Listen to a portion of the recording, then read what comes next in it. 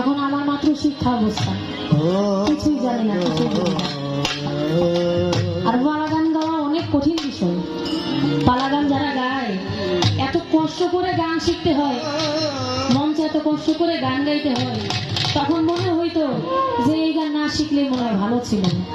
বাবারে বলতাম, বাবা তুমি যখন দুনিয়ায় না থাকবা আমি আর গান করব না। আব্বা বলে, মা এই কথা কও কেন? আমি বললাম, তোমার কাছে গান শিখছি, ছোট থেকে বড় হইলাম, তোমার হাত ধরে চলি, যেখানে যাই তোমার সাথে যাই। তুমি যখন থাকবে না, আমার পাশে দাঁড়ানোর মতো তো কেউ থাকবে না। কাকে নিয়ে গান করবো? আমাকে কে বুঝাই দিবে, কে শিখাই দিবে? যে এখন মা আছে সাথে,